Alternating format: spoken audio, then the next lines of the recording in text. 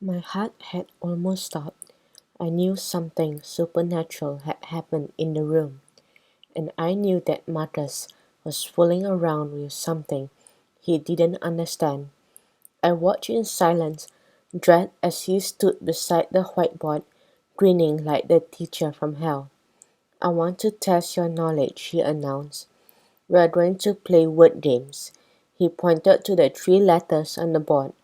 I am going to add another letter, and you've got to guess what the rest of the word is. No, you mustn't, shrieked Vidre. Why not? Marcus fired back.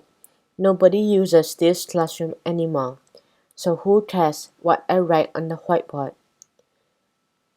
But what about the girls? Wu-Ho blurted out.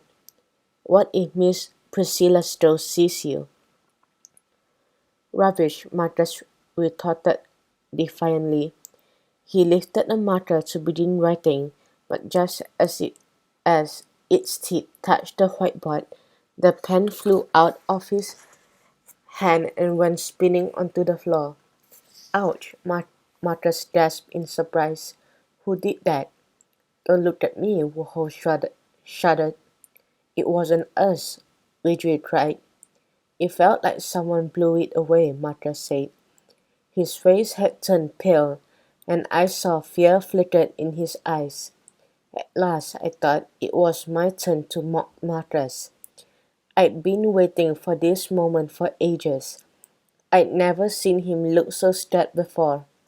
Welcome to the supernatural, I laughed. I told you not to make fun of things you don't understand. Rubbish, he barked, trying to cover his shock. He dived after the pen and picked it up. It was just a wind of some kind, he said. It had nothing to do with the supernatural. He held the pen firmly and cleared his throat. Now pay attention, children, and tell me what word this is. He turned to the whiteboard and began writing.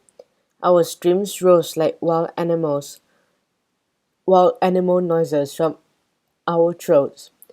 As we watched, the pen was knocked out of his hand by some invincible force and split in two.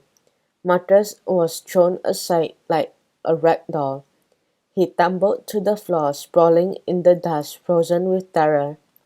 And then, as our eyes grew wider and our heartbeats drummed in our ears, letters began to form by themselves on the whiteboard.